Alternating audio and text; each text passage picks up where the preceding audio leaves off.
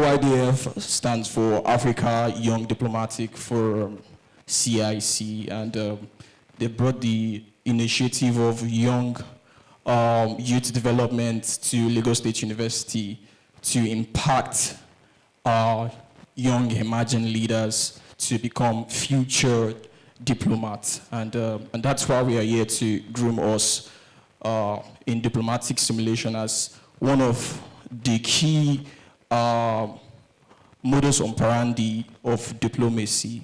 And you know, diplomacy cuts across a wide range of responsibility and tasks. And this is one of what we've come to groom ourselves and to accomplish today. So thank you so much. Once again, let me say good morning all the way from United Kingdom, and thank you for being part of this in-house diplomatic simulation. All right. This is Africa Young Diplomats Forum. Is a community interest organization registered in the United Kingdom, and we are about finalizing our registration as well in Ghana, the country of Ghana, and Trinidad and Tobago. And we are doing this simulation and for this cohort team in order to introduce you guys to leadership, diplomatic activities, and for you to become a responsible and responsive diplomat as you prepare your journey to become a leader in your respective field of studies. And for as many of you who would like to become an ambassador in future, a diplomat in future, and who also want to be part of the political decision making leaders in your country, this is an opportunity for you to be part of this great organization. However, I would just want to charge you to give in everything that you have, your time, your resources, give it your listening ear, give it your passion, your determination. Be encouraged to be part of the next generation of leaders, diplomats, that are shaping and reshaping the activities of the global affair, particularly our continent, the African continent, in order for us to be able to have enjoyable, sustainable future. Most time, what you see is that when there is issues that happens around the world, leaders like us are needed to be involved in order to be able to contribute our quotas, in order to be able to bring in our ideas, in order to be able to bring in our part to shape and to support the global development. Africa is a blessed continent with vast resources.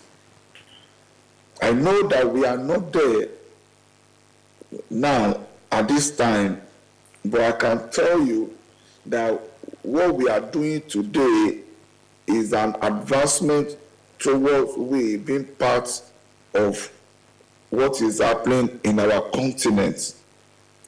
The Africa we want, Agenda 2063, is the Africa agenda to be able to help us, okay, to be able to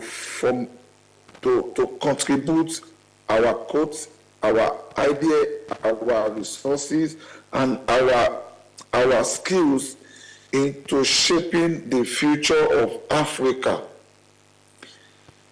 The Africa we want is the Africa that will give us a future that will produce results. Africa we want is the Africa that is free of evil vices, but will give us results for a new level of development. This year, the theme for the African Union Plan framework is related to sustainable water, clean and sustainable water, which is part of the Sustainable Development Goals of the United Nations agenda.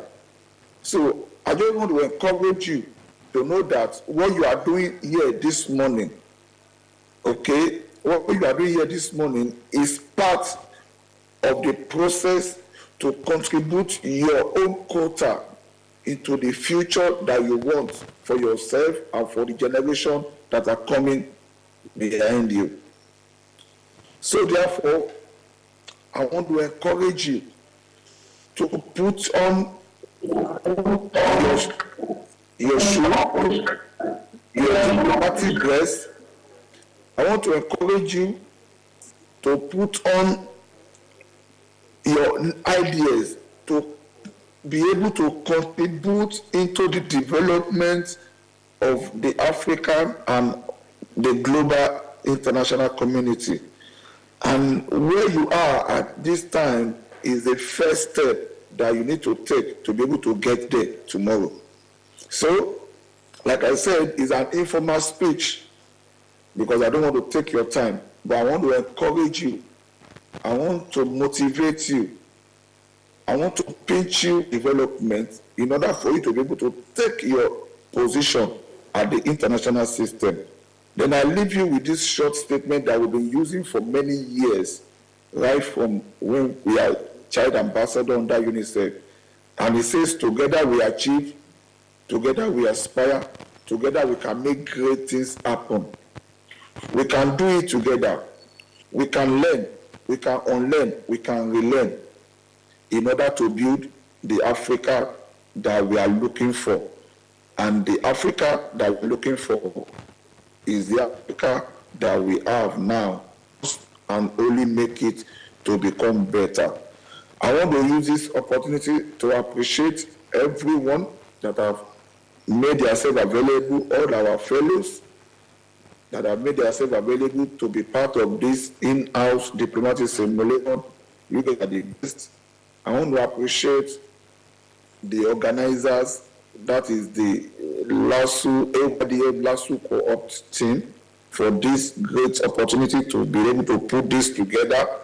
I want to appreciate their team lead, Ambassador Dane Familusi, for this great work and for his continuous effort to make sure that this is happening.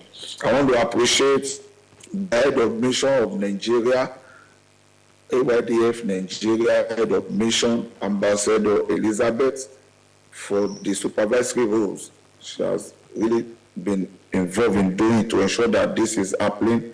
And at the same time, she's going to be the moderator, who you know as the chairperson for this simulation.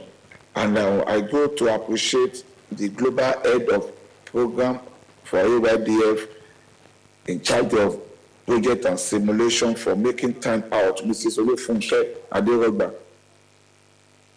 And I want to appreciate our guest speaker all the way from Aja, Ambassador Sidikat Folami, for making time out to be here this morning to be able to give us a charge before we will start our proceeding. And to also appreciate our brother, our own brother, and supporter of AYDF from day one, Mr.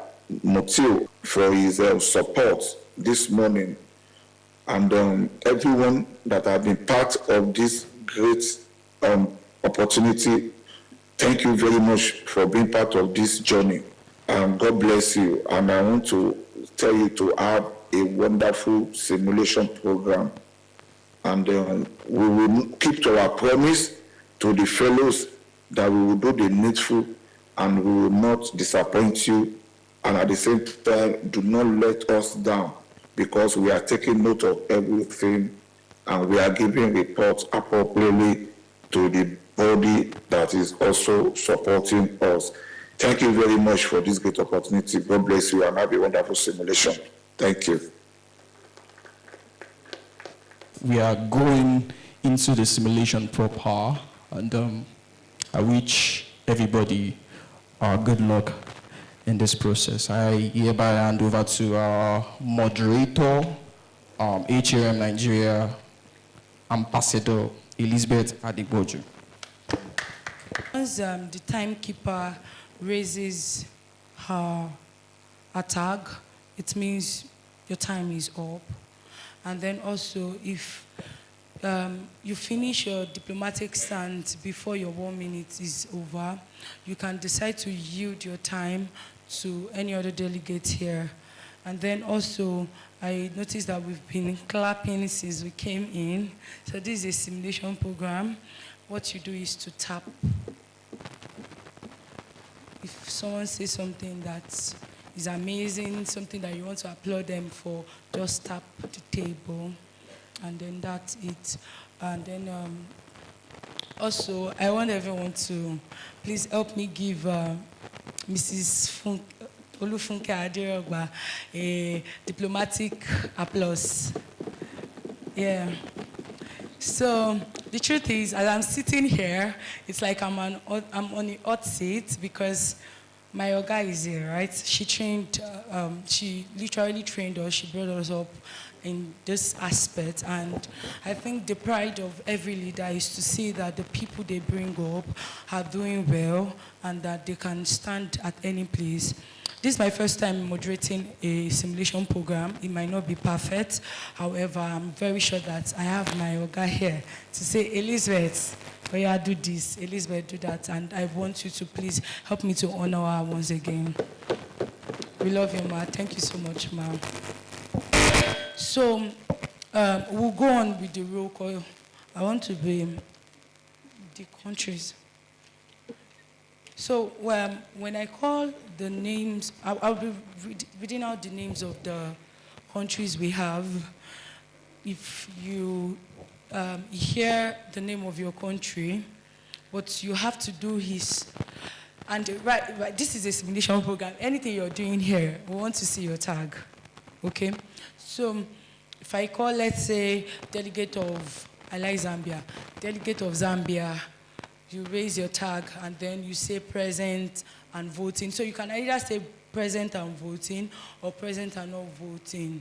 So I believe that the rule of procedure has already been sent to you.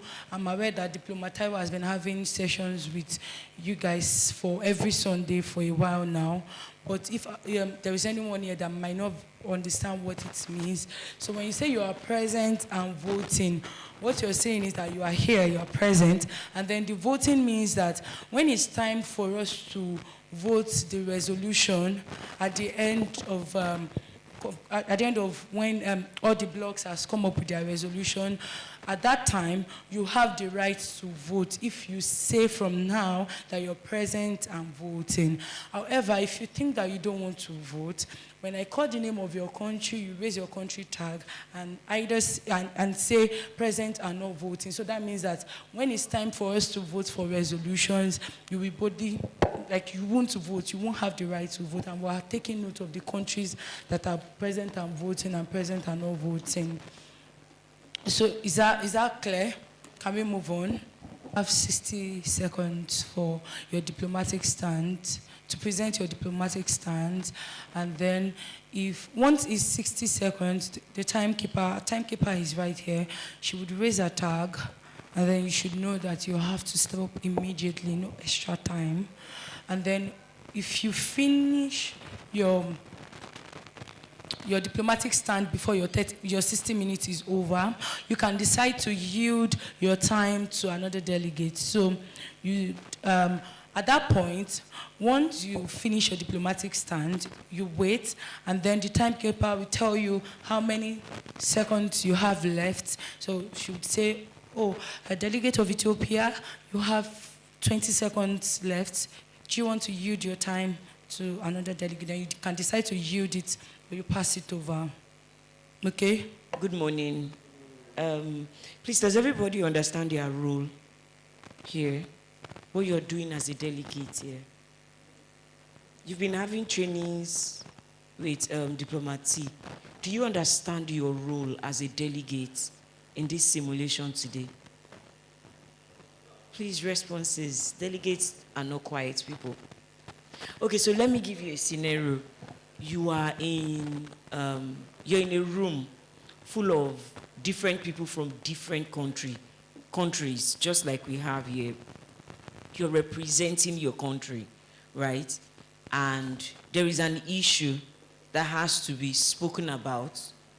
What do we have? Youth, peace, security, insecurity, unemployment driving youth, youth-led migration. You must have an opinion as a delegate. You must think, you must be forward-thinking in, this is what I want to achieve by representing my country. I'm from Seychelles. We have these issues in our country.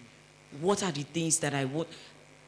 What a delegate do is, you get into that room, you talk about the problem you're facing in your country, specifically on the topic of discourse. Now, we're talking about why youth, African youth are leaving their country. Every country here is from Africa, am I correct? Now, what you need to think about, what you need to have done before today is research the country you are representing. How do you do that? You look at this topic and research why youth in that country are leaving. Now, you know what the problem is. You're speaking as one from that country, and you want to be able to talk about why your country is going through that moment, through that issue. Now, when you do that, as a delegate, you're also listening to other people in the room, prescribing solution. And now you're thinking, which country can I, what's that our word? Which country can I partner with? Form an alliance, thank you. Which country can I form alliance with? I hear their solution. I think it's going to work for me. Now, which country can I form an alliance with to get this solution to my country? That's the work of a delegate. So delegates are not quiet people. There are people who speak up about what's going on, and they want a solution for it. Now, we now start talking about policy making. It's why you are here. You start talking about policy making. What kind of policy do they have in Seychelles for youth that can help us? How can we use this policy? What can help us, you know, looking at this policy, what can help us in moving forward, solving this problem? That's why you form alliance. You listen to a country whose policy looks like your own, and then you form an alliance and profile solutions, and that's what you call your resolution. So you're not quiet people. This room cannot be this calm. The first delegate on my list is the delegate of Algeria. Please come with your top country tag. Distinguished speakers, young diplomats, representative of UNDP, esteemed colleagues and champions of the Africa we want. I greet you in the spirit of Pan-African solidarity and Ubuntu, which simply means humanity to others. I am Husa Oluwatosin. As a young diplomat from Algeria, I stand before this young diplomat from forum to address a pressing continental challenge that transcends borders.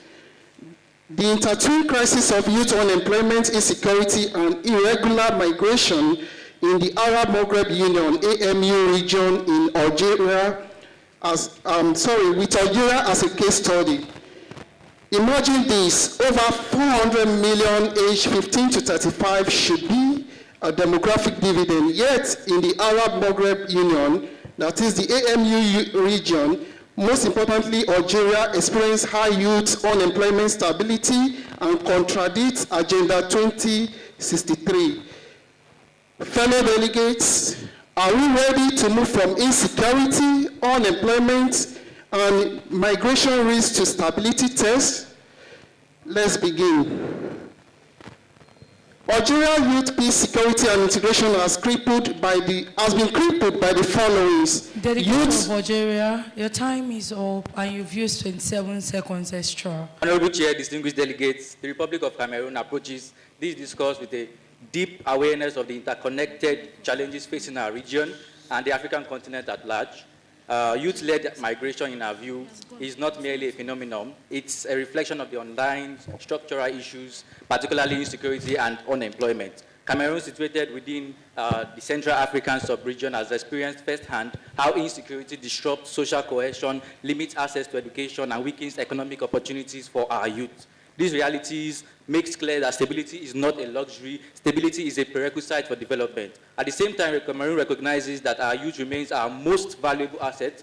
We have therefore continued to prioritize policies and has aimed at vocational training, entrepreneurship, and inclusive economic policies for our youths, especially, creating to be able to meaningfully contribute to their communities. In conclusion, Cameroon reaffirms that a secure and opportunity-rich Africa is most effective way to curb irregular migration. Let us be clear, distinguished delegates. When Africa empowers her youth, she empowers and secures her future. However, when Africa neglects her youth, Africa risks losing its greatest asset. Thank you. Before the next speaker comes on, what you need to do, you have just 60 seconds. 60 seconds. Your introduction should not be more than 20 seconds. And then you state what you need to state, so that you're not cut off and then in mid-sentence, because every other delegate is listening to, this is where you start forming alliance in your head. So when it's time for you to form, you already know who you want to speak with, you know who you want to form partnership with. 20 seconds, your introduction, and then you go into what you need to say. And before 60 seconds, you would have wrapped up. So I hope from here on, we do better. Thank you. The Republic of Liberia recognizes that youth-led migration in South Africa is shaped by intertwined economic, social, and security challenges. For many young people, migration is not chance, but a response to limited opportunity at home. And the post-conflict in our country has actually affected migrations among youth. Our major focus is actually to partner with countries across the border and also several organizations like ECOWAS and United Nations. Distinguished delegate, sustainable solutions depend on creating opportunities that inspire young people to maintain and contribute and lead this nation. Thank you. Oluwaseun, delegate of the Republic of Liberia. Honorable Chair, fellow delegates, distinguished audience. Since the fall of Gaddafi's regime in 2011, Libya has become a critical transit hub for youth migration, with nearly 1 million migrants on our soil and approximately 50% youth unemployment at home. We face a crisis no nation can alone solve. Libya strongly believes that if this continues unaddressed, it fuels regional instability, empowers smuggling network, and trap young Africans in exploitation.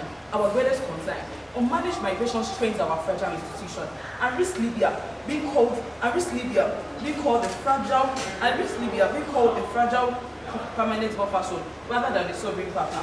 Libya calls for strengthened border governance while addressing root causes, youth unemployment, poverty, insecurity in origin states through coordinated regional strategies. Libya seeks collaboration with Nigeria, our primary source country, and Niger, our certain gateway, and Morocco, whose migration policy models offer tested and scalable solutions.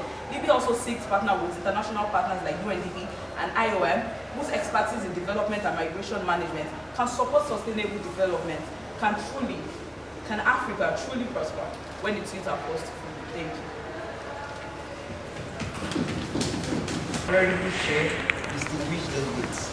The delegation of Mauritania, a member of Arab Maghreb region, is strategically located in Northwest Africa, linking North Africa and Sub-Saharan Africa. The economy is largely based on natural resources and agriculture, including mining, fishing,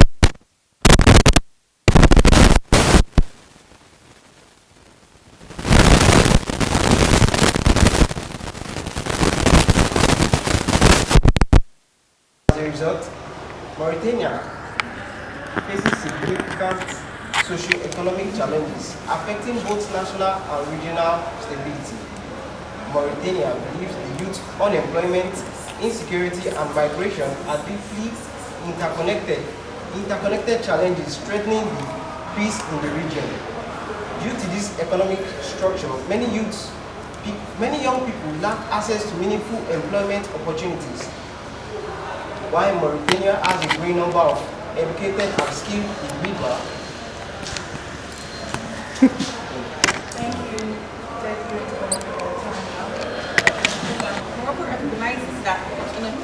socio-economic insecurity remains a major driver of youth-led migration across the Maghreb region. This is further intensified by underdevelopment, underemployment, informality, and rural urban disparity. This condition fuels irregular migration and increased risk of social unrest and insecurity. Climate change also plays another factor in weakening the economic vulnerability among youth. In response, Morocco has implemented forward-looking reforms, including the 2022 investment charter. In conclusion, Morocco family believes that empowering youth is essential to achieving lasting peace, security, and sustainable development across Africa. Thank you, delegates of Morocco. Please let's go back. The delegation of Nigeria recognizes the increasing rate of youth-led migration across Africa is a pressing issue rooted in insecurity and unemployment. With over 60% of Africa's population under the age of 25, the continent possesses immense potential. However, this potential is increasingly being lost. According to the International Labour Organization, youth unemployment in Africa remains significantly high, with millions of young people either unemployed or underemployed. At the same time, the United Nations High Commissioner for Refugees reports that over 40 million people in Africa are forcibly displaced, many of whom are young people fleeing from conflict and instability. Nigeria therefore calls for urgent and coordinated action focused on job creation, youth empowerment, and strengthening security systems. Only by addressing these root causes can we reduce forced migration and unlock the full potential of African youth. The delegation of Nigeria remains committed to working with all member states to build a continent where young people are empowered to thrive at home. Thank you. Migration is on the move, but not by choice, but by necessity and harsh realities. The Republic of Seychelles recognizes that youth are not only the leaders of tomorrow, but the essential partners in building peace today. However, the rising insecurity and unemployment continue to drive youth-led migration, particularly in vulnerable and developing states. For many young people, migration is driven by necessity, insecurity, and the absence of opportunity. This reality is especially urgent for small island states like Seychelles, where limited economic and global space pressures our youth at the risk of being left behind. Seychelles therefore calls for increased investment in youth employment, skill development, and entrepreneurship, particularly with sustainable sectors such as the blue economy. Also, addressing the insecurity through governance and community-based peace building is equally vital. We call on the international community to act with urgency. Thank you. Chair, distinguished delegates. The delegation of South Africa recognizes that youth-led migration across Africa is driven by structural challenges, particularly unemployment and insecurity. As both a destination and affected state, South Africa experiences the socio-economic pressures associated with increased migration inflow, including competition for limited opportunities and rising social tensions like the current xenophobia. The delegation advocates for a coordinated regional approach focused on youth empowerment, skill development, and sustainable job creations. Strengthening cooperation under frameworks such as African Union remains essential to ensuring balanced economic growth across the continent. South Africa stands ready to collaborate with fellow African states and relevant partners to develop practical and inclusive solutions that promote stability, opportunity, and long-term development. Thank you. Distinguished delegate representative of Africa and the global community, I am Akala Nyalayo, proudly representing the Republic of Tunisia. Every year, thousands of African youth risk their life crossing the Mediterranean Sea, and many never return. In Tunisia, youth unemployment exceeds 35%, driving many into irregular migration. This is not just migration, it's a survival crisis. Tunisia believes the solution lies in confronting the root causes, and then we propose the Migrate Youth Employment Fund to create jobs, stronger regional security cooperation, investment in digital skills, and entrepreneurship.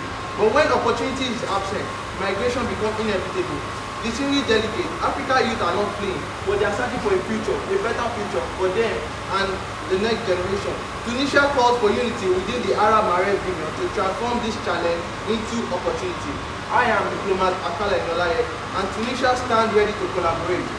History will judge what we do for our youth today, and Tunisia, as a country, will choose action. Thank you. Honorable Chair, fellow delegates, the Republic of Uganda stands before you as the youngest nation on earth. Today, many young people are driven across borders not by a lack of ambition, but by a lack of opportunity. They assert that insecurity is the shadow of unemployment. If this issue remains unaddressed, Uganda reaches severe brain drain and rising instability. Our greatest concern is not migration itself, but migration driven by desperation rather than by choice. Uganda therefore calls for a shift from border management to human capital investment through vocational skilling and digital development. Uganda seeks partnership with the United Nations Development Programme and the International Labour Organization to advance youth employment solutions. Together, we can ensure that migration becomes a choice of ambition, not a flight of desperation. I yield my time to the Chair. Honorable Chairman, distinguished delegates, standing before you is Daramola Oluwapelu, representing United Nations Development Programme. Let me start by asking a question. What happens when a child cannot go to school, a family cannot afford at least 2 square meals, or a community is destroyed by conflict or natural disaster? And this is the reality millions of people around the world are facing, and this is exactly when UNDP comes in. And UNDP is a key agency of the United Nations created to help countries improve the quality of their citizens. Now, our mission is simple yet powerful. It's to reduce poverty, create opportunities, and build resilience in the nation. Now in places like Nigeria, South Africa, and other 170 countries in the world, UNDP has made significant improvements in life of citizens. Thank you. Zimbabwe, like many SADC member states, possesses a significant and youth demographic divide with approximately 60% of the population under 25 years of age. However, this potential is undermined by high youth unemployment and widespread insecurity, which together fuel irregular youth-led migration, particularly towards South Africa. The major challenges in Zimbabwe we have are youth unemployment, insecurity, and migration. The strategy shifts the narratives, viewing from youth primarily as risks to recognizing them as essential agents of peace, prevention, and development. Work continues on finalizing and implementing this framework, including support for national action plans in member states. Complementary efforts include labor migration, policies, decent work initiatives, and response to climate-driven displacement and fragility. Conversely, employment... Okay, thank you.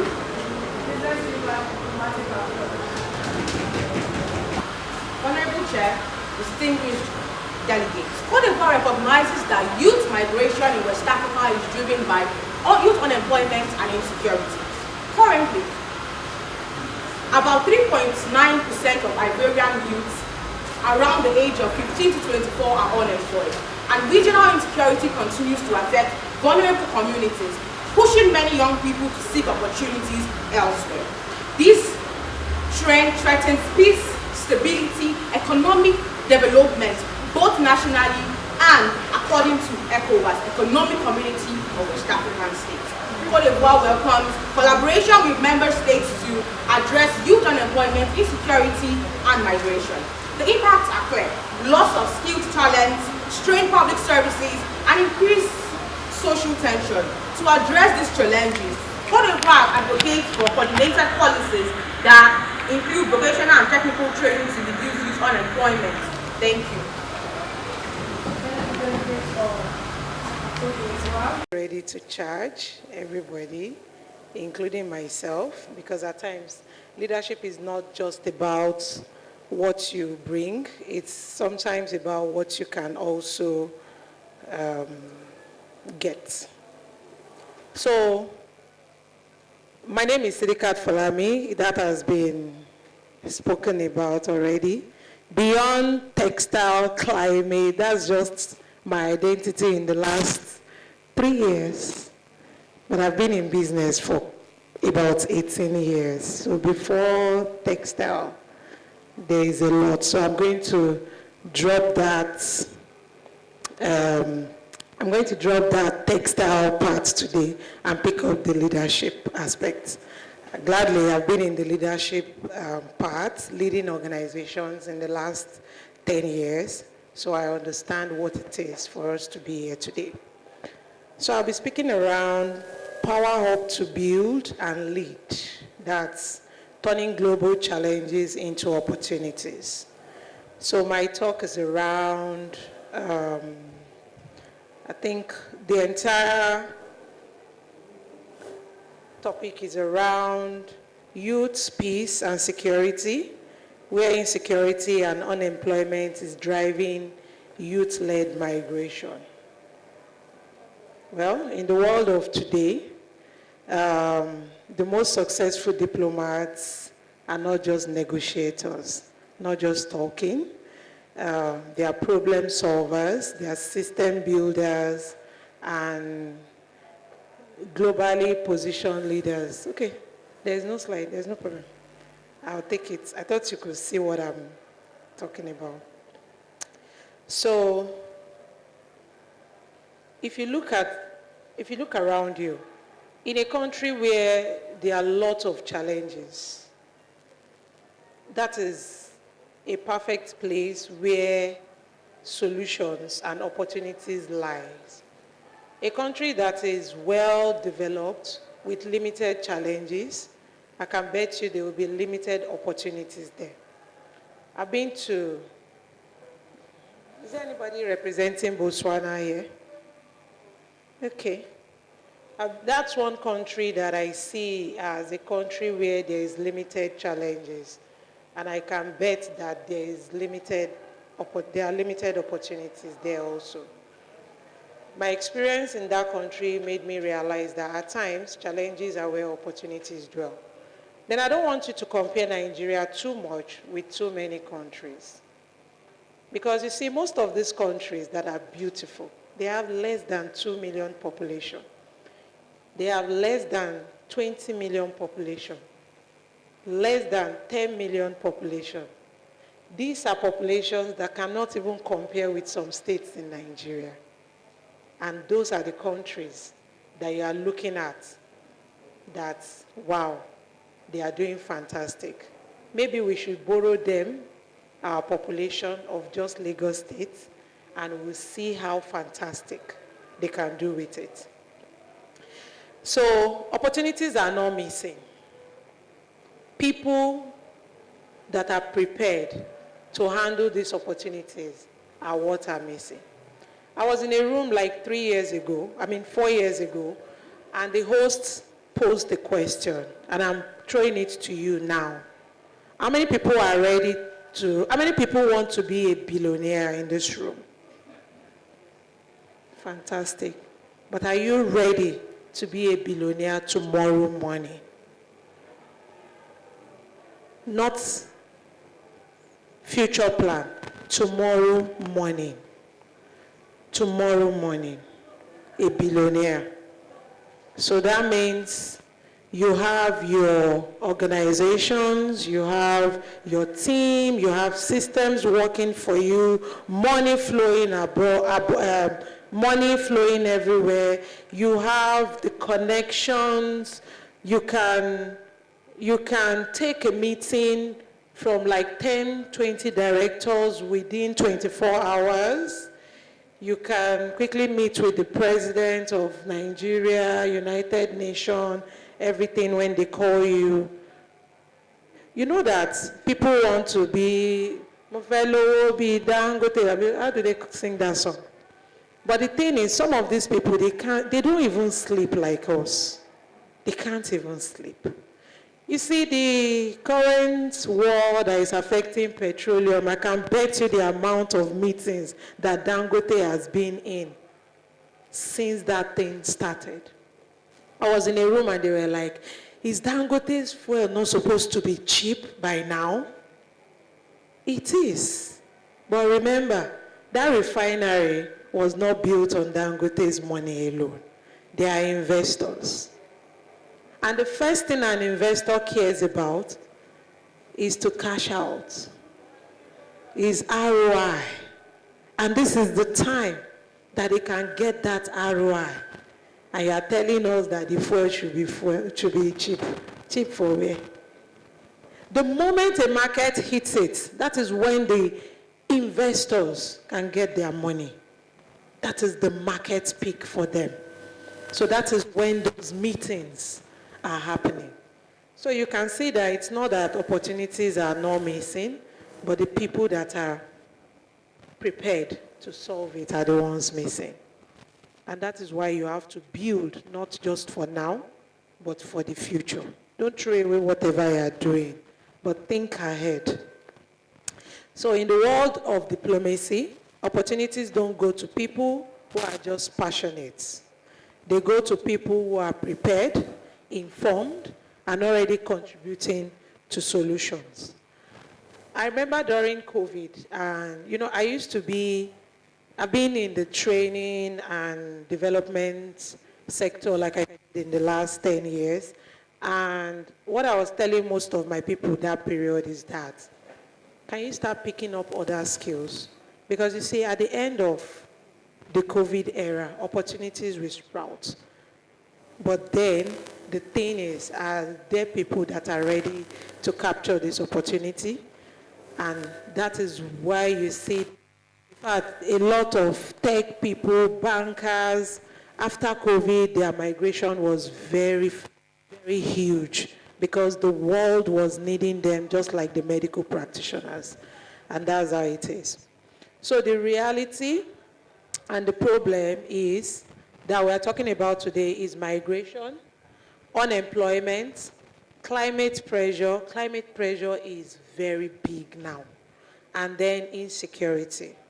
You see, there are many young people that want to do so much. But at the same time, when it comes to insecurity, they are the most vulnerable. We're seeing youth coppers today, those that are kidnapped, the one that are just going viral in bomb blast and all of that. Not all of them are just going there just because of NYSC. Some are following their passion to make a change, but they met something else. These are some of the things that you have to put in mind. And let's be very candid. When systems don't work, movement feels like the only option. Because when you look at the dollar rate, the exchange rate, the opportunity to even, for those who want to go and clean, work in the stadium and all of that, it seems that that is what is going to work. But when the system works, migration is not going to be a solution. It might just be part of the passion that you are fulfilling. So what if these are not just problems? What if they are signals? Signals for you to look at where you can talk from, at where you can tap into opportunities. Signals that something is not working and you can make it work. Signals that something needs to be built and you can build it. Signals that leadership is required and you are here to lead. So what if these are just signals that you should pick something from?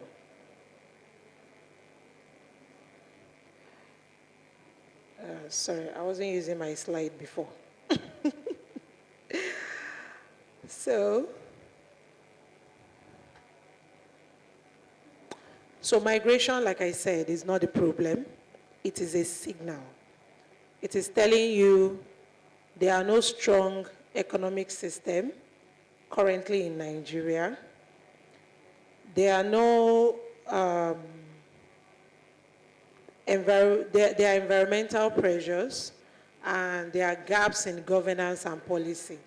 Many things are supposed to be working in Nigeria today, but one of the reasons why they are not working is because systems and policies are not in place. But you don't have to wait for systems and policies to be in place first. I'll take the entertainment industry as an example. You can see how thriving it is. If I tell you most of what they do don't have all the frameworks to back it up and policies, but they've been able to pave that way for themselves. And most of them are mining their success with the local relevance.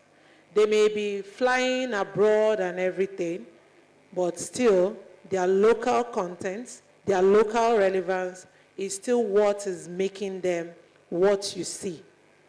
So even before then, you can still make something, just ensure you're able to align it with what works. So, what is broken and how we fix it is what we should look into. And then, as you are, your role is not just to discuss these issues. Your role is to understand their root causes and contribute to real solutions. This is where you stand. Not just, you are the voice, and you have to make your voice count. You have to be in those rooms to speak to these problems, because when you are in those rooms, you stand to make policies and systems work. You negotiate. You speak for many. So take this as signal. So now, who respond to most of these questions? Leaders are the ones that respond. Leaders are the ones who see these signals and respond to these signals. And leadership is not just a title. It is beautiful when you see, like me now, it's only when I'm involved with AYDF that if you check my LinkedIn page this morning, I put it today. My name is, as I step out, I say today my name is Ambassador Sidikat Falana. And I'm proud that AYDF made me, of all organizations that have been calling me to hold that name, because I'm proud of what I do with AYDF. How many titles do we want to use? I'm a Rotarian. I'm a president of a company. I'm a president of two organizations.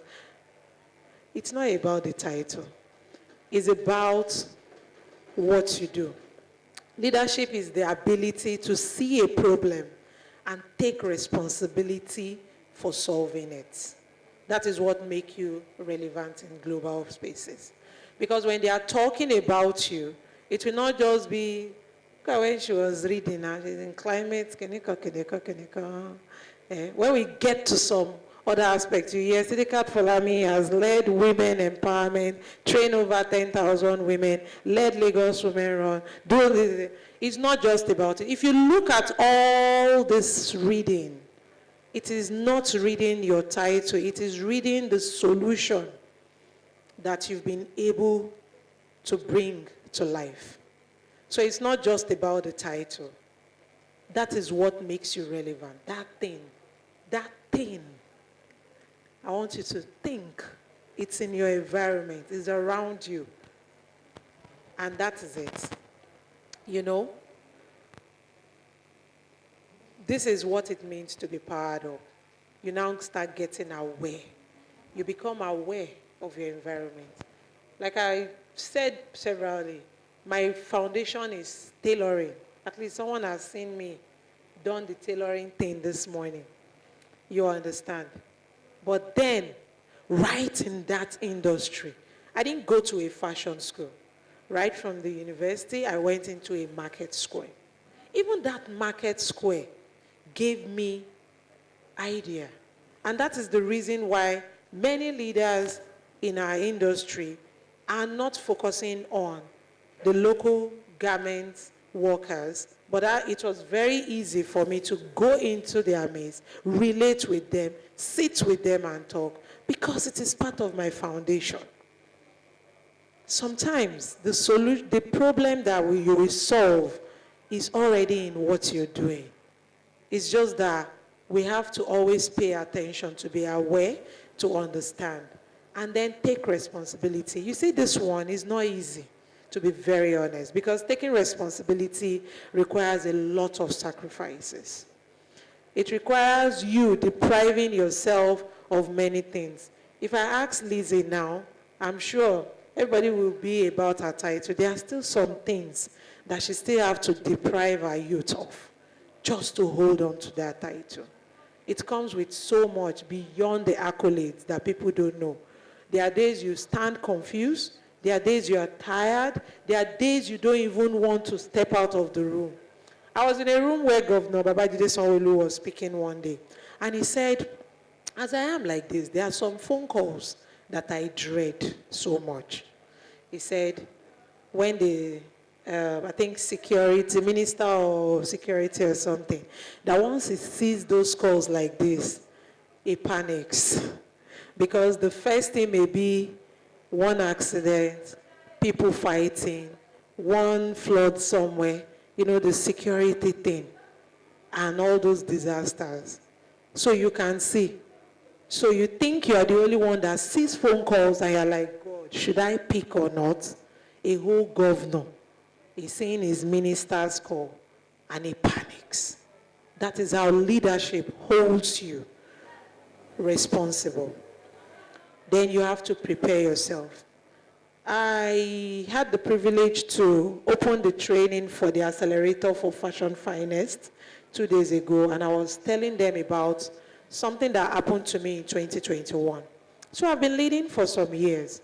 But when I'm in rooms, it's like, Sedika, this solution you're talking about is not going to work, Okay, it's not going to work. There's no problem. But I kept on working on those problems. Then COVID happened. Then 2021, I don't know who knows about the app. It's a very fantastic app. It's still bubbling, but I rarely go there.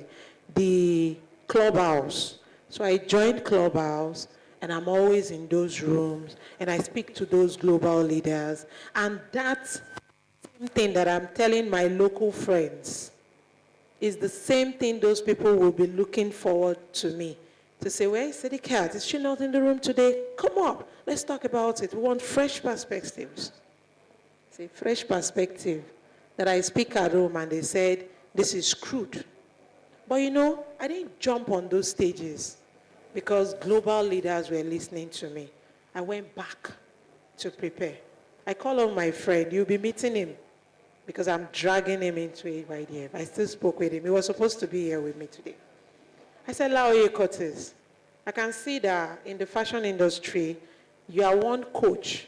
I don't teach how to cut and sew. I teach business and what I'm doing here today. But I see that you are the one that is doing more than what it's doing. Can you take over my audience? I need to go back to seek clarity and consistency. I still have that screenshot. That was what I told him. Then I went back, started studying.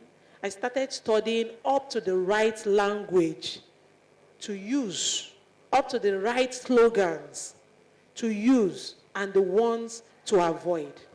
So you need to prepare. Because you see, I can remember this American actor that he said when he started acting, he was very, very loud and all of that. And someone told him, do you know that you being on the screen, a lot of people are looking at you. You're a role model. You have to cut that part because you have the aura to either make or break people with your lifestyle. And he's one of the most successful, I can't remember his name now. It's not coming. And that is what preparation makes you. Because people will see you and say, I want to be like you. But then they shouldn't catch you doing what is not good. That is what preparation. Then action. Don't wait. Start. Even from thinking. Start. Even if it is just your LinkedIn post. Even if it's just bringing people together like we're doing today. Just start from somewhere. Because at times you get feedback from those places. I did a perfect job last year. And by January, I got my first order to deliver. And problem reared its biggest head. And I realized that we've not even found out anything about it. Imagine if I didn't start then. Imagine. And we started it, and they said, okay, produce this thing. Then we realized there was scarcity. We realized there was distance. We realized logistic. We realized size. But first thing that we've been able to take out of the road was design. And it was because the moment this idea came, we worked on it. You see, when you start taking action, it will even open your mouth to brag because you know what you're talking about. You've seen it all. So this is also what I mean to power up. Powering up is not just motivation, it is a decision that you must take. So I said, be aware, take responsibility, prepare, and then take action.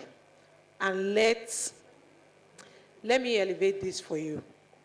Powering up means becoming globally relevant. It means understanding international issues, even though you are working with local context. It means thinking beyond your environment. And it means preparing yourself to sit at the decision-making tables, because you cannot lead globally if you are only thinking locally. You cannot lead globally if you are only thinking locally. Even though we are saying we are stopping migration, you see, sometimes localism is about even borrowing some of those ideas, going out there and bringing them. You'll be able to. So you think globally as well, then you'll be able to see what has worked and what can still work. So just like I've been sharing, when you see, you ask yourself, is this just a problem or is it an opportunity? You have to define what you're saying. If it's a problem and if it is an opportunity, then that question can create a change, and it will let you realize that global relevance begins when you start solving real problems. Global relevance begins when you start solving real problems. So build systems and create opportunities. I realized that I started doing something recently in my business. I realized when I do something, I no longer know how to think about customers. I now start thinking about job creations. I realize when my assistants are taking notes, they start working on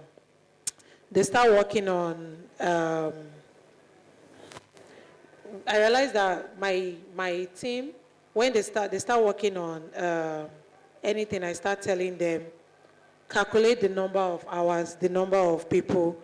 They will be able to say, okay, how many people can we give this job? How many thousands? You see, that is you thinking about how you can build systems and create opportunities. So when you solve this problem, you'll be able to now understand where you can start creating opportunities. Because if we build, we reduce the need to leave. I can tell you, there are people right here in Nigeria that are making cool money, thousands of dollars monthly. Most of them don't leave this country. They only go out just for maybe meetings, vacations, and all of that. In this same country where minimum wage is very difficult for some people to earn. So what makes you valuable as a young diplomat is the knowledge that you acquire. You understand the issues, the perspective that you bring, you connect problems, the solution that you can propose, that's the ideas you bring to life, and how you position yourself, being visible in the right place. Your goal is not just to attend conferences, it's not just to attend meetings. Your goal is to become someone whose voice is needed in those rooms. So 3 things that I said today: power up, build, and lead. You know, stop waiting, start preparing. Because shallow people cannot solve deep problems. They can never solve it. I'm wrapping up. Another thing that I'll say about starting something, your idea is not just enough, you must build. You must have evidence that you can solve problems. Not just certificates, not just attendance. They want proof. They want specimens. They want to see that you have done something. Start where you are, like I said. Start in your environment. Many global opportunities comes from people who have already started something locally. Global relevance starts with local impact. It is usually when you're able to relate it that is, so to be very honest, when you are able to start locally, even if you're in the global space, you can still encourage people to stay, you understand? So it doesn't have to be perfect, but you have to be prepared. You know, in the next 2 to 5 years, some of you will sit in rooms, some of you are already sitting in those rooms that are shaping policies, shaping decisions, deciding funding, deciding allocations. You see, people can write grants and everything till tomorrow. It is in rooms like this that they take those decisions that will fund most of those projects. Because okay, so I'm asking, will you be there as an observer or as a potential clapper or as a contributor? As a contributor. So like I said now, finally, build something so strong that rooms will start looking for you. Don't wait to be involved or invited into rooms. Build something, you understand? Because the future of diplomacy will not be shaped only by those who understand problems, but by those who can build solutions and position themselves where decisions are made. The future does not belong to those who wait. It belongs to those who power up, build, and lead. Thank you very much.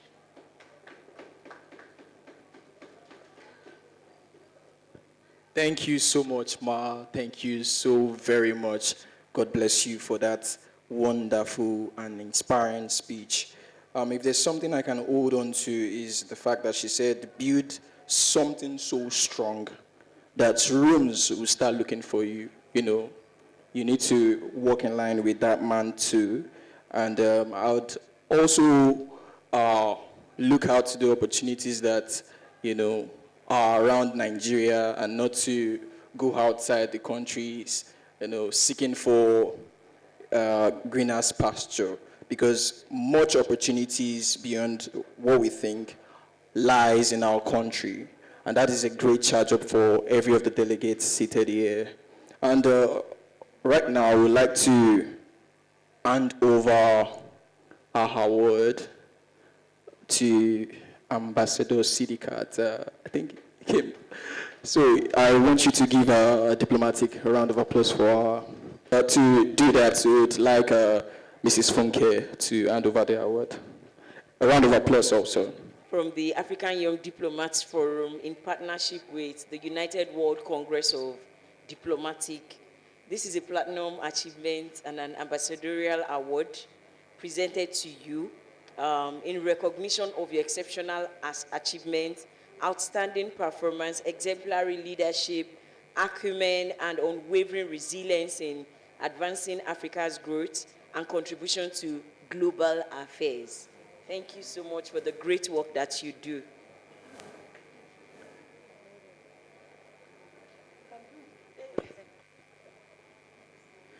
Diplomatic applause, everyone. That's what she said.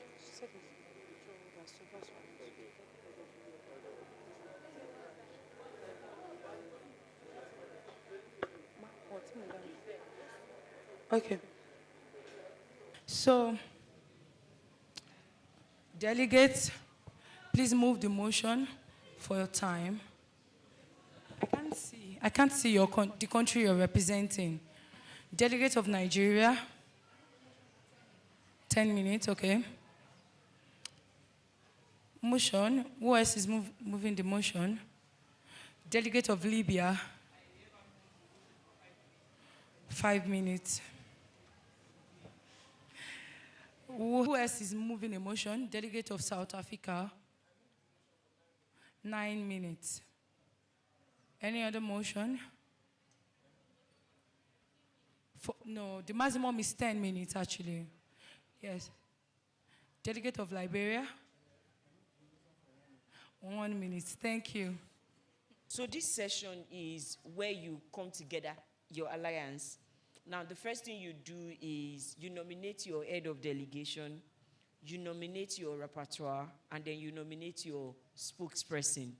Your rapporteur is the one to draft the final resolution. Now, your resolution must, your final resolution must consist of agreed policy measures. Remember, when you were negotiating and forming the alliance, I mentioned that you should check policies before, So now, what agreed policy measures did you agree on?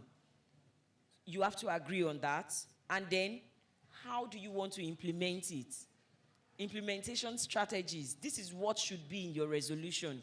Your implementation strategies, your resource allocation proposal.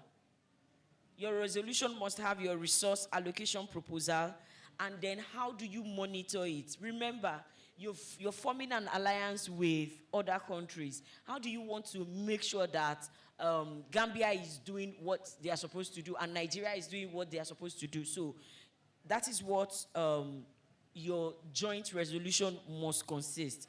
Now, your rapporteur will now draft the final. When you have the sketch, your rapporteur will draft the final resolution that will be submitted to the chair, correct? And then there will also be room for presentation, to verbally present it to the House. We would have moved for rebuttals, but because of our time, if we have to do that where someone is saying, oh, no, we don't agree with that, and all of that, we would stretch our time, and we're already pressed for time here. So let's get into it. We have 10 minutes to do this. Remember, your head of delegation, your rapporteur, and your spokesperson. 10 minutes, and then you draft the resolution. We'll tell you when it's time for you to submit it before you now verbally present it.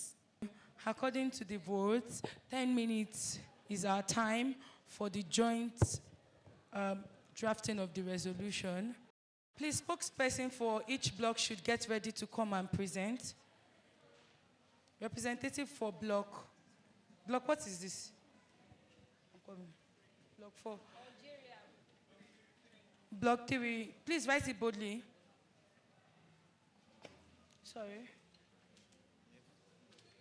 No, you can hold it. Thank you. So, spokesperson for each block. The spokesperson from each block.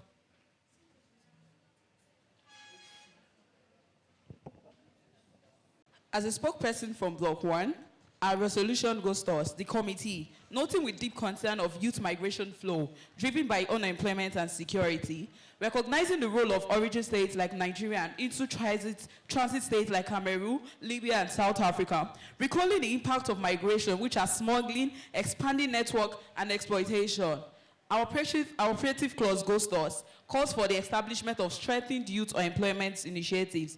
Our approach recognizes that unemployment, insecurity, and limited economic opportunities continue to drive irregular migration across the region. Through investments in emerging sectors, such as waste energy and circular economic system, by transforming waste into sustainable energy, using one stone to kill a bird, we will address environmental challenge and also meaningful employment opportunities.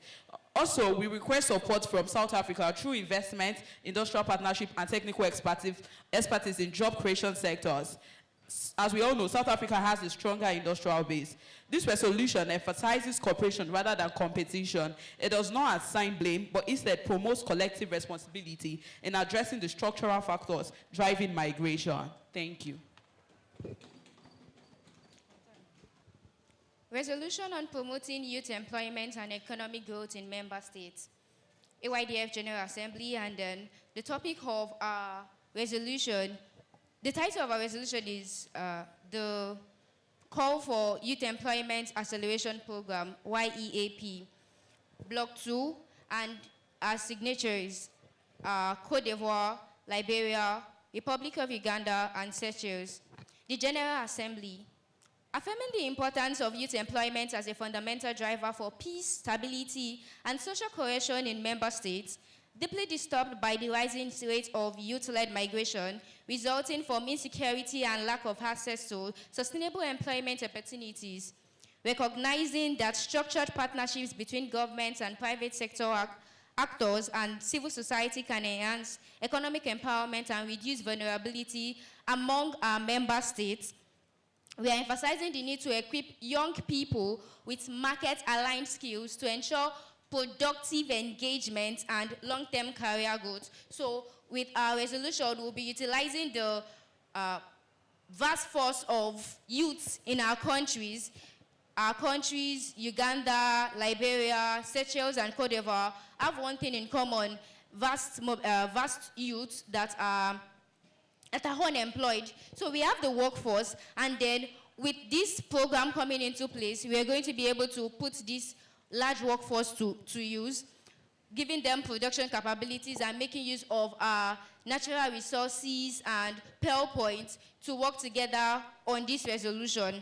We'll be stimulating economic growth, job creation, youth-led enterprise development, and the goal is strengthening the regional cooperation in addressing youth unemployment, while ensuring measurable progress. So this calls for... Thank you. As a spokesperson for Block 3, we agreed on the following resolution. Block 3 consists of Algeria, Tunisia, and Zimbabwe. We agreed on the following resolutions: provision of advanced tech hub for the youth to reduce brain drain, diversification of the nation's economies into different sectors to create more employment opportunities and attract foreign investors, intra-African trade networks and ecosystem for the youth, forge integrated security and border diplomacy in order to control illegal migration amongst the youth.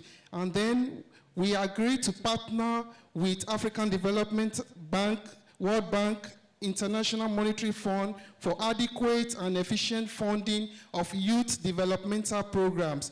We also agreed to create joint committee from the delegates amongst the 3 nations in order to monitor the effectiveness of our resolutions. Thank you.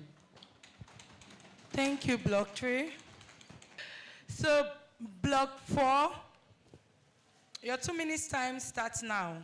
The spokesperson for Block 4, consisting of UNDP, Mauritania, and Morocco, we agreed on agricultural productivity.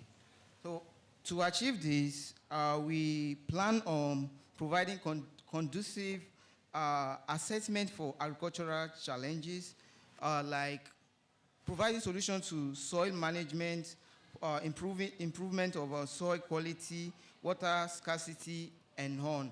So UNDP will help by conducting comprehensive assessment in agricultural challenges in each country, like soil quality, like I've said, and on and on and on.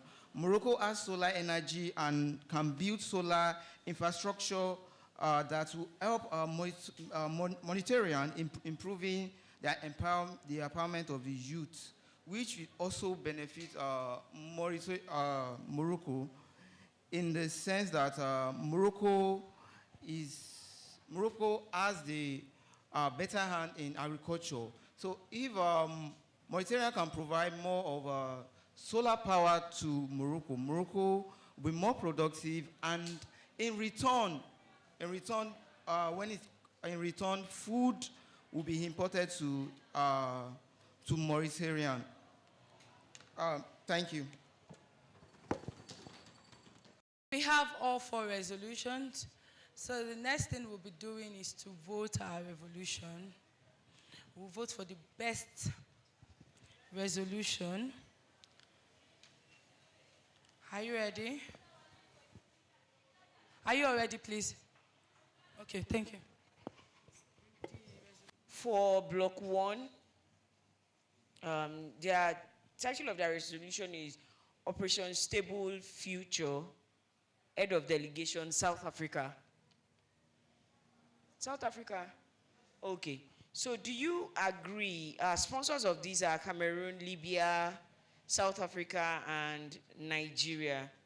Operative clause is you call for establishment for strengthening truth initiative. Is that confirmed?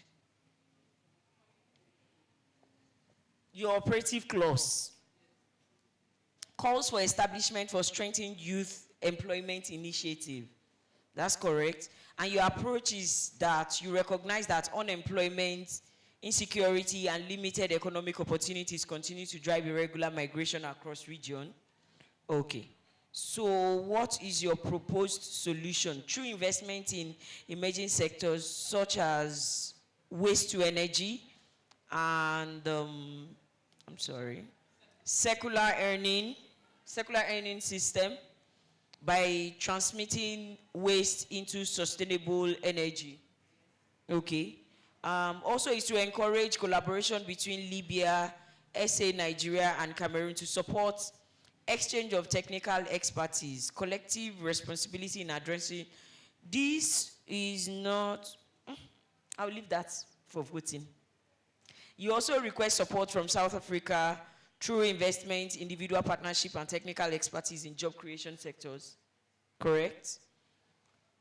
Okay. Resolution emphasizes cooperation. Is this correct? All right. Block 2. Okay. Your resolution on promoting youth employment and economic growth in member states. Block 2. And signatories are Cote d'Ivoire, Liberia, Republic of Uganda, and Seychelles. Correct. Okay. This is affirming the importance of youth employment as a fundamental driver for peace, stability, and social cohesion in member states. So your stance is the importance of youth employment as a form of development to eradicate migration. Okay. I'm looking for your proposal. Ideally, this is supposed to be drafted under each subsection so that it's easier to read. Then we don't have to read out everything.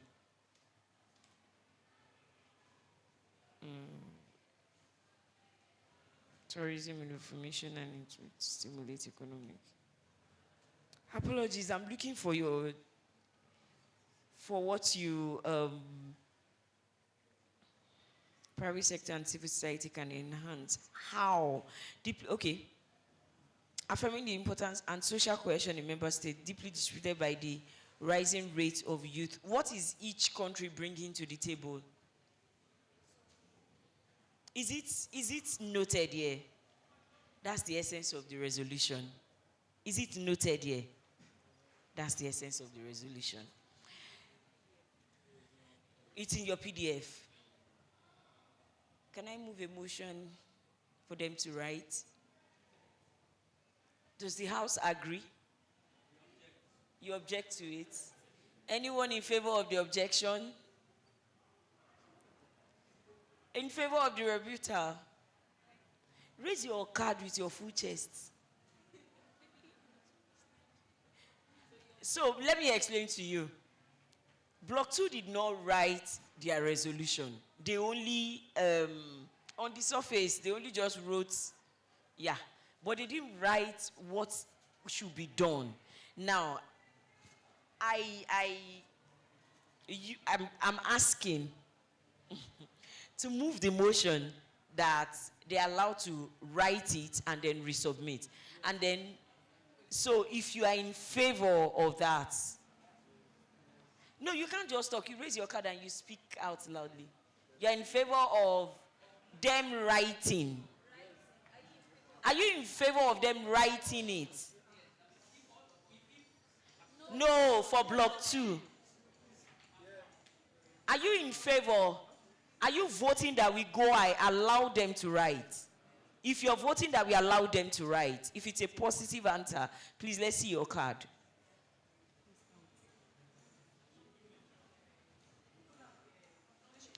Okay. You're not in favor.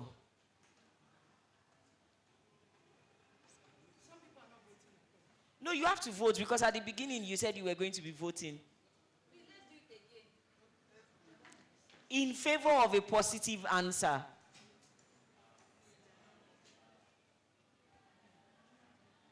In favor of a negative answer.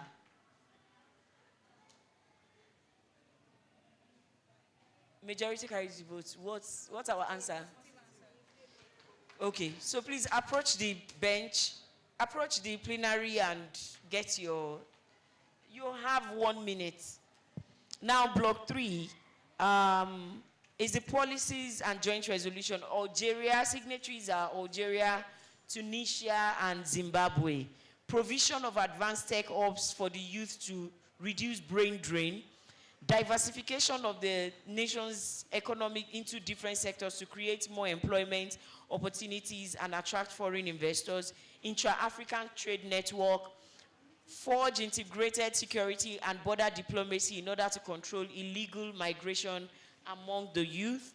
Partnership with the African Development Bank, World Bank, and International Monetary Fund for adequate and efficient funding of youth developmental program. And then your monetary is joint creation of a youth development committee from delegates among the 3 nations, Algeria, Tunisia, Zimbabwe.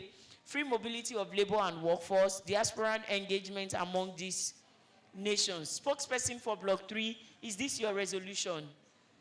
Who is the head of this delegation? Head of this delegation? Please raise your country card. 1 minute, please keep raising it. Who is the head of this delegation? That, what country is that? Tunisia.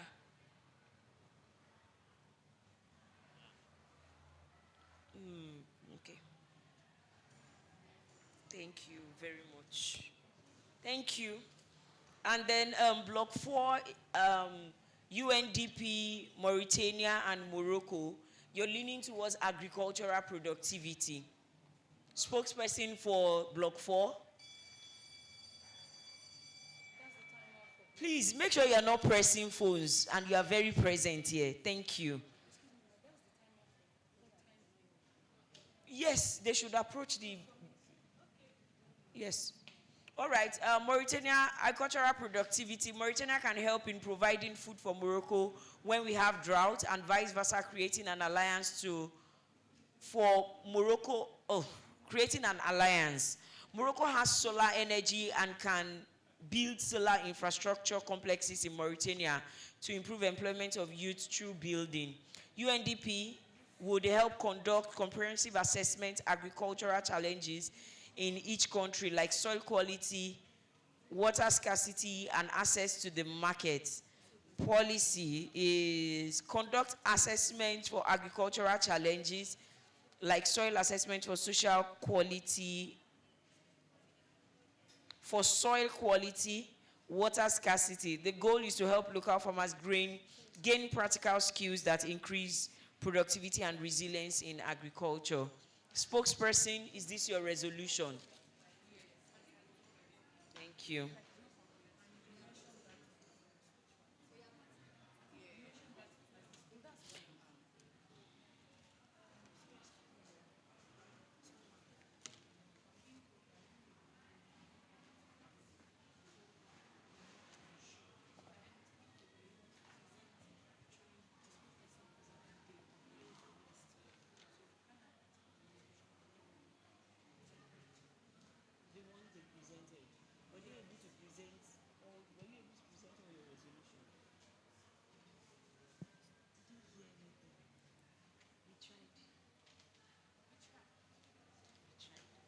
So we have 4 resolutions here, and then, yes, please.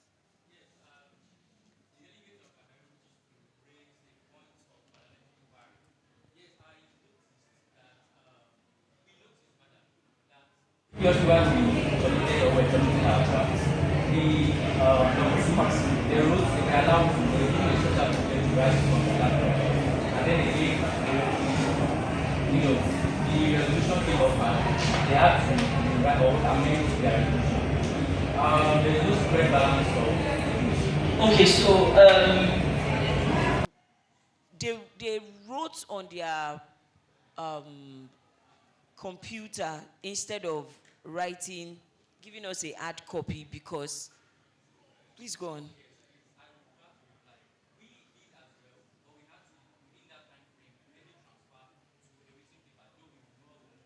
But you didn't raise it.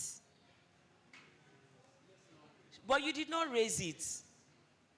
Immediately we noticed, we raised it, and they wrote. And in that time frame as well, whether you made it official or not, you wrote, and you were able to submit the hard copy. If you were not, if you had told us that you also have it written in your computer as well, we would have given you the same privilege, right? But you took initiative and you wrote. Whilst they said, oh, this is what we have. So, what are you asking for right now? Because from what you said there is no fair balance. So what are you asking for? They were given the opportunity to write from our laptop. Where did you write it before? We have it already on our laptops, but and then you wrote from your laptop to your. But we did not have that special privilege. Raise your card.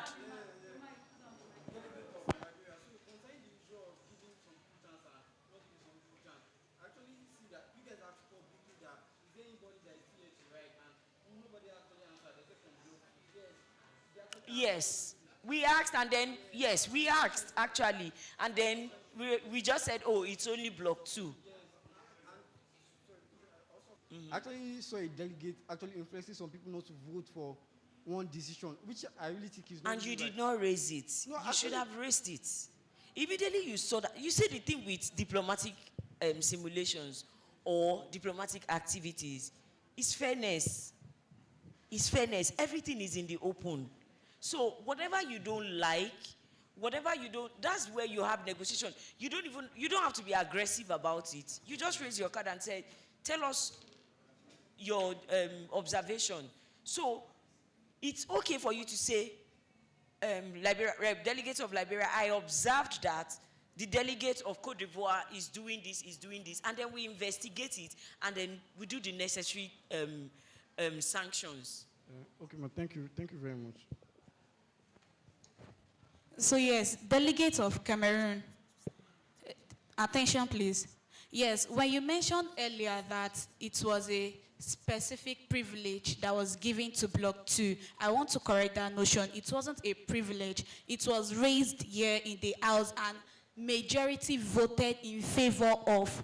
And before that time, before that period, we asked a question, right? And we requested that was there any other block that did not, pen down their resolution, and Block 2 was the only one that affirmed positively. So it wasn't a particular privilege that was given. It wasn't a specific privilege that was given. Its majority voted in favor of. Thank you. Yes, please go on.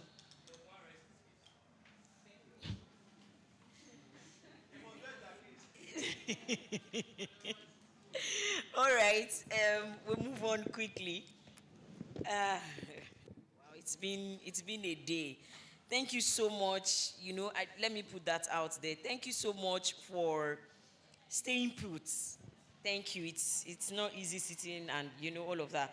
So yes, this spokesperson. Now it's time for us to vote for which resolution we are adopting. Where's our chair? She stepped out. Okay, I'll just take over. All right. I believe we all heard the resolutions.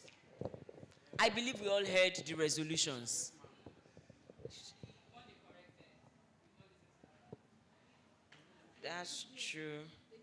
Block 2. They were not able to. Calls for the establishment of youth employment Acceleration Program. Okay, Youth Employment Acceleration Program, YEAPS, in member states, integrating vocational training, apprenticeship system in partnership with private sector, industries, and wow. Industries, industries and what? Certification aligned with intentional, yeah, please go on.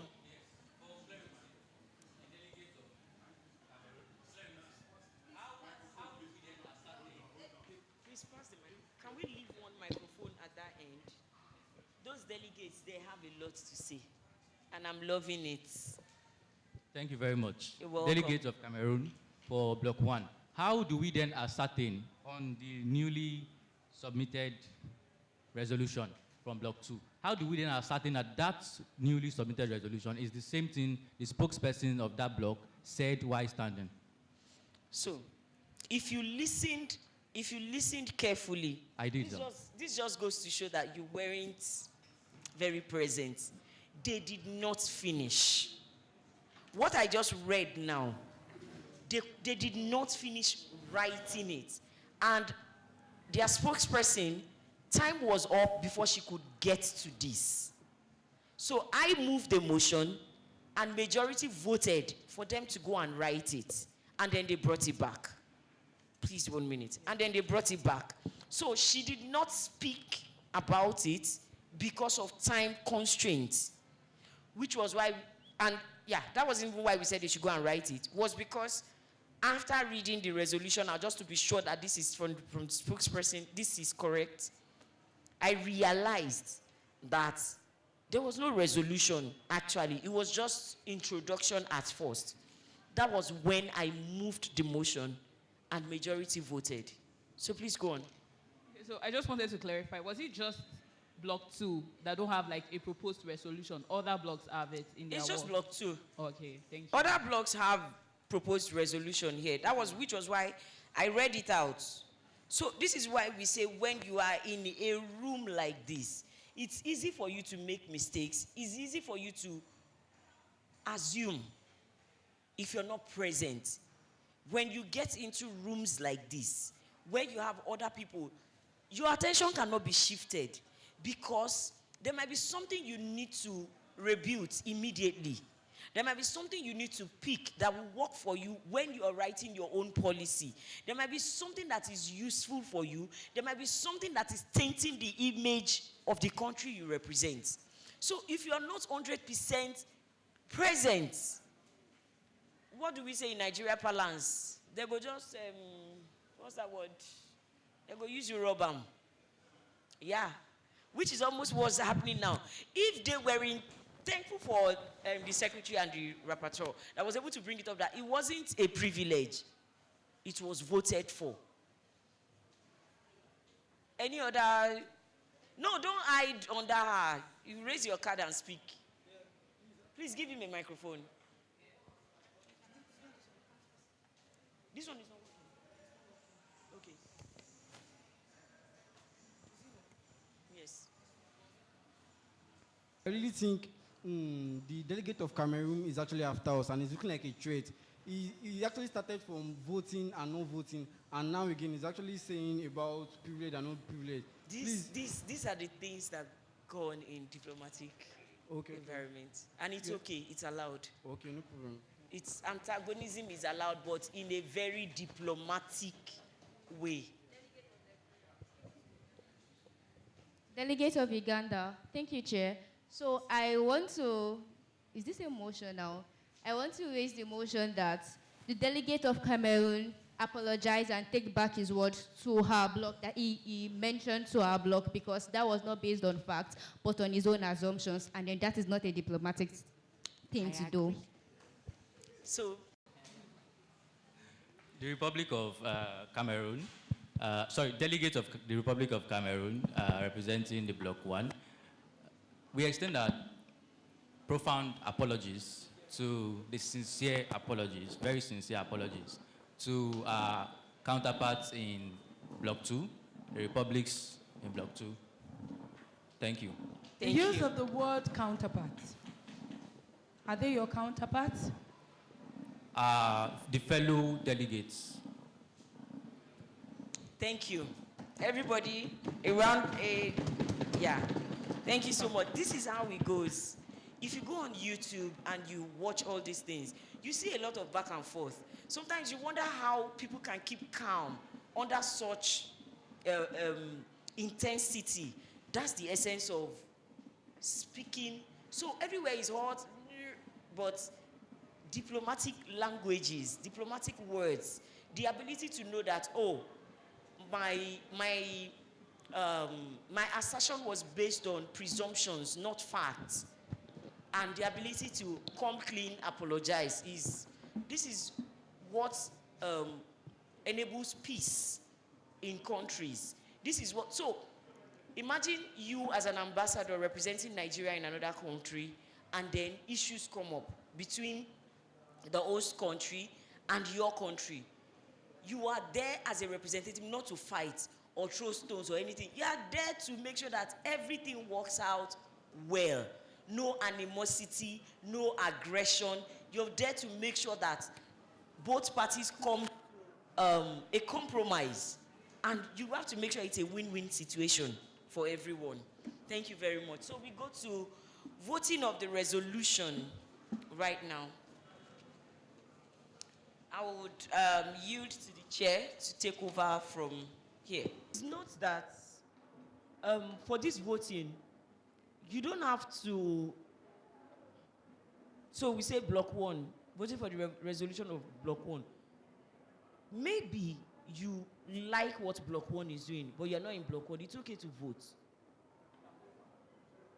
Voting twice is, yes, it's very much allowed. So it's okay. Yes, you can vote more than once. You can like something block one did with their resolution, and then you can, vote for them, and then you vote for yourself as well, right? Thank you. If you are voting for block one, again, I'm taking only block one. Block one, you voted for block one the other time. Raise your card again. For block one, raise your card again. All right. Thank you.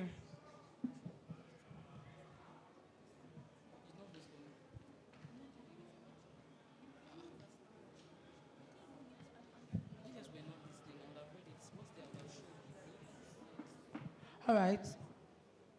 From the votes that we have this afternoon, I would read out the number of votes we have. Block 1 has 6 votes. Block 2 has 5 votes. Block 3 have 9 votes. And Block 4 has 8 votes. So the winner, Block 3. Block 3. Block 3. Thank you.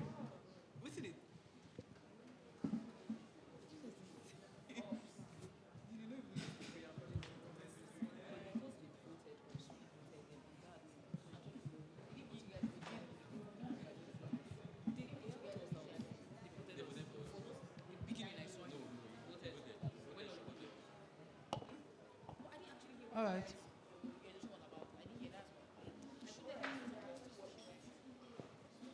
Please, if you have questions from this. All right, so I want to throw this to the general delegate. It's not for just anybody. It's not just for a particular block. What, this is like a reflection. Please make sure there are microphones, This is like a reflection session, and we're going to do this in 2 minutes. So what negotiation strategies do you think worked for your blog? What negotiation skill do you think worked for your blog?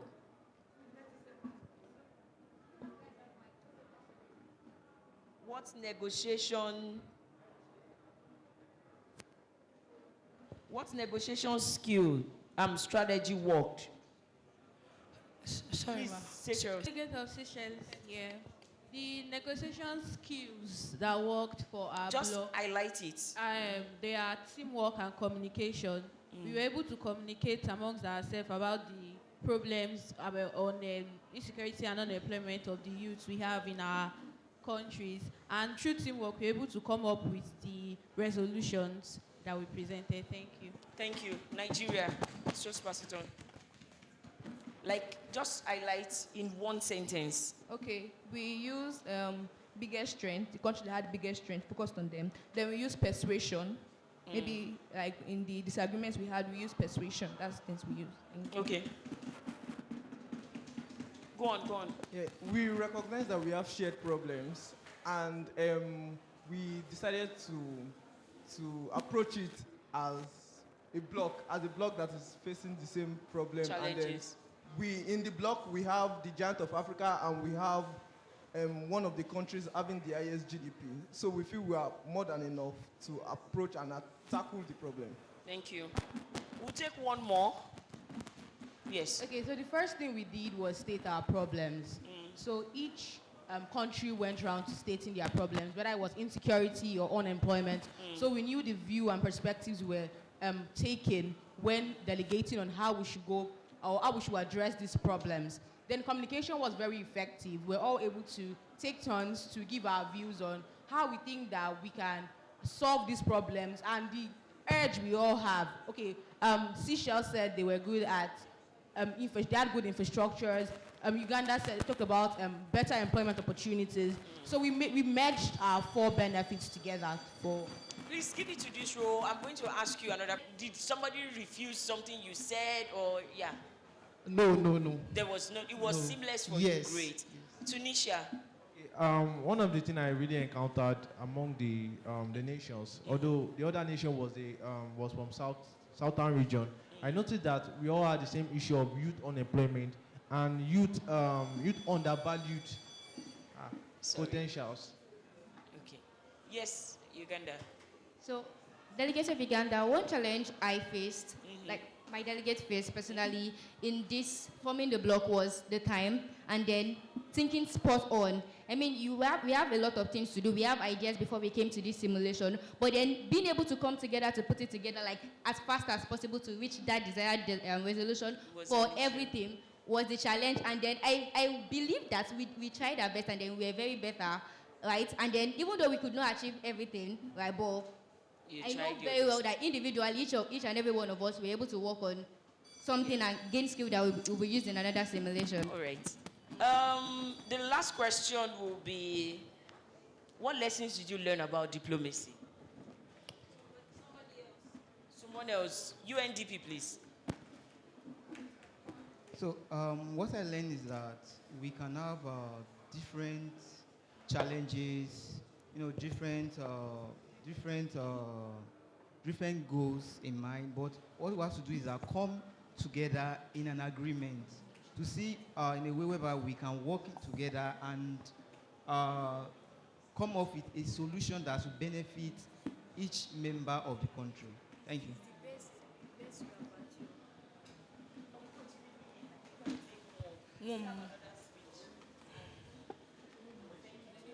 We've come to the end of the simulation program. However, we want to take Mrs. Funke's speech. She's going to speak to us. Everyone, I'm going to make it as short as possible. We already know what the issue is with the African youth. We already know African youths are leaving the country. So we won't go into all of that, unemployment, insecurity, economic instability, and all of that. This is what I have to say to you. Get into those rooms. Find your way into those rooms where policies are being made. If you are not at the table, you will become the menu. It's as simple as that. What do I mean? If you're not where they are making decisions about your life, if you're not where critical things are being said about your future, you'll be the one that will be swallowed up. We see what's going on in the world today. And then in Nigeria, as if you zoom the lens home, what am I trying to say to you? I'm saying what you're doing from this moment should be strategic. everything you're doing from this moment should be intentional. Should be how you get to sit in rooms where there are coalitions, where decisions are being made, where improvement about your life, development about your future. You should be forward thinking. It should not just be about vibes and chills, network and chill. It shouldn't be about network and chill. Thank God it's Friday and all of that. Whilst other people are in a room deciding what should happen to your future. Madam Sidikat said it. He said, she said, every grant that you write, it is in a room like this that they make those decisions. Now, ask yourself, you're not the one writing the grant. Will it not be awesome for you to be the one making decisions? Because when you see some grants, when you see some submissions, you are able to tell that this is a selfish interest. Or you're able to tell that this is for global development, or this is for regional development. Now, instead of having people who also have selfish interests sitting and deciding on what will be for you, you should find your way into those rooms. How do you start? Here and now. Joining organizations like African Young Diplomats Forum, learning the ropes of diplomatic simulations, negotiation, communication skills, how to align policy intelligence, strategic communications. When you start imputing all of this and you start learning all of this, it positions you. Like Madam Sidikat, Ambassador Sidikat said, positioning and preparation. She had to take a step back and then to go prepare. You cannot go into rooms like this and be shallow-minded. They're asking you about statistics. You can't even tell how many youths are in your country. You can't tell the number of youths that have migrated from your country. You can't tell the statistics of people who are impoverished in your country. You cannot be shallow. You cannot just not have the knowledge. Harm yourself with knowledge. It is when you get into global spaces that you are able to speak to what is happening, speak to the situation of your country. Now, if I ask some people, what's the actual issue in Nigeria right now? Of course, we have a lot of things going on, the insecurity, the unemployment, the petrol issue, and all of that. But when you start asking in-depth questions, you realize that a lot of people don't even have this information. What they are able to say is based on what social media is telling them. It's based on what, they can hear in discussion, which is at the very basic level. In-depth information, in-depth research into what you want to focus on. How do you pick where to focus on? Because you can say, oh, there are so many things going on in the world. Where do I come in? That's why you have SDGs. Go and study those SDGs. Which one speaks to you? You start asking yourself questions. Which one do I want to sit on? Which one do I want to start having conversations on? You have social media. What discussions are you putting up on your platforms? What are you speaking to? Are you speaking to what's going on between whatever singer and that singer? Maybe, what do you call them? Maybe it's Ashake fighting somebody or somebody fighting somebody. When there are people, very few number of people, less than 1% of people determining your future. So what do you want to do right now? You want to start asking questions. What speaks to me? What am I passionate about? Am I passionate about women and children? Am I passionate about the youth? Am I passionate about global peace in the world? Go and look at those SDGs. Sit with them. Start asking questions. Start doing your research. And then from there, start lending your voice.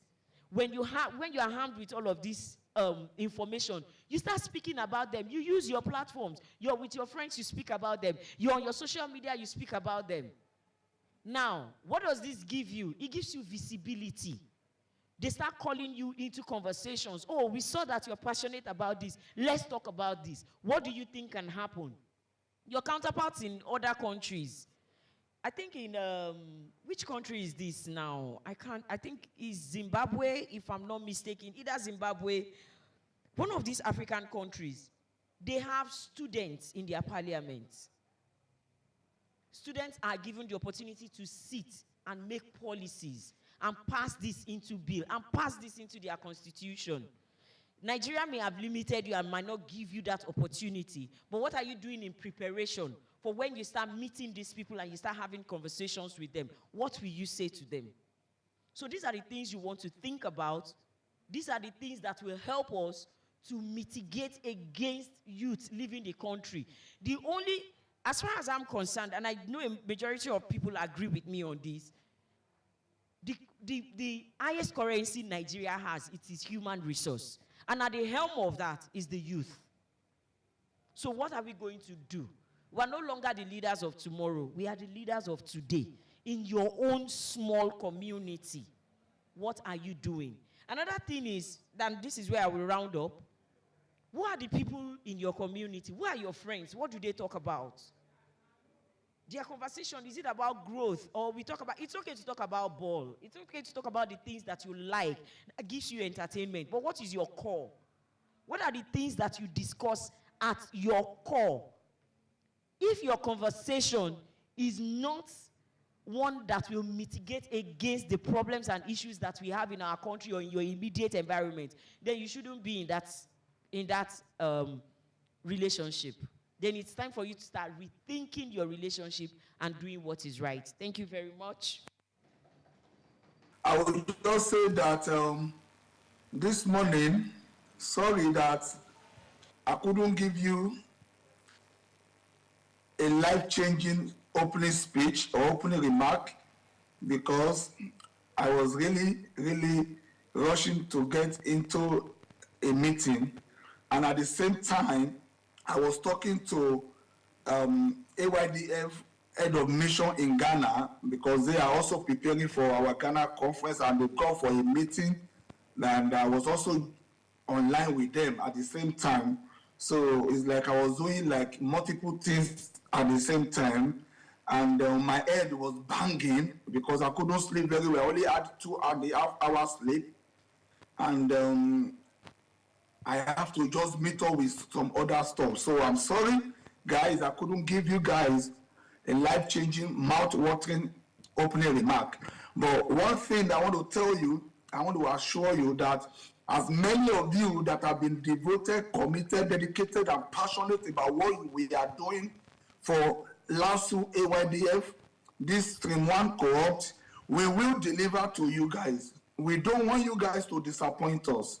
Just follow through to the end of this session that we are having for you, and be rest assured, and then we can tell you that you will be happy by the time we are delivering the dividends to you. And what you have done today is the first step, okay, into you getting in the game. When we talk about the game, we're talking about international collaboration, partnership, and community development aspect, because we are using local solution. We are using local solution to drive global impact. And when you are driving global impact, okay, you are also supporting and creating opportunity for the entire community. So don't be relent, don't be discouraged. Try to finish up what you have started with us, and we can assure you that you will greatly learn. Now, this is not to say that everybody was not outstanding or were not at their peak. Everybody did well, marvelously well. But then you know that with these things, you would still have to, yeah. So I would just start with this recognition. On behalf of African Young Diplomats Forum, we would like to recognize the outstanding would like to give the Outstanding Diplomat Award to Olameji Comfort Agboola. Please, a diplomatic round of applause. Let's make it louder. And please make your way to the podium very fast. Very, very fast. Thank you. a recognition award of outstanding leadership award. Would like to present this to Akala Eniolaye.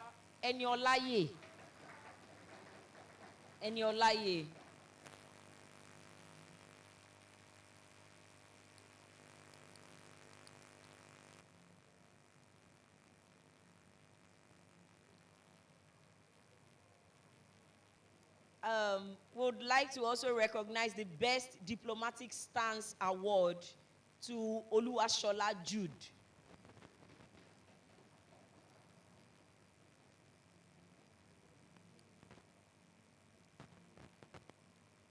The energy in the room.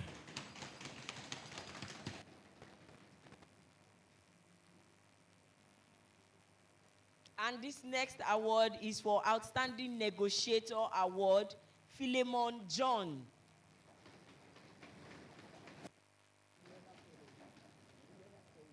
Recording in progress.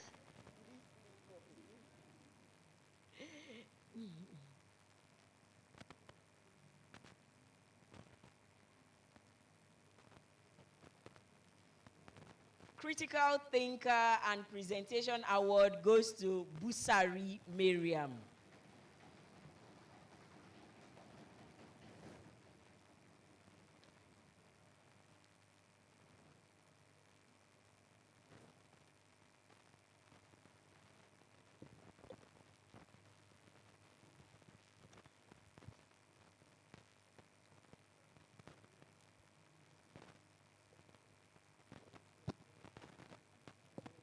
Thank you so much, everybody. Thank you for the time. Thank you for the energy. Thank you for the dedication, for the consistency, for the resilience. And thus far, we are going to be going on to relax. A round of applause for yourselves once again.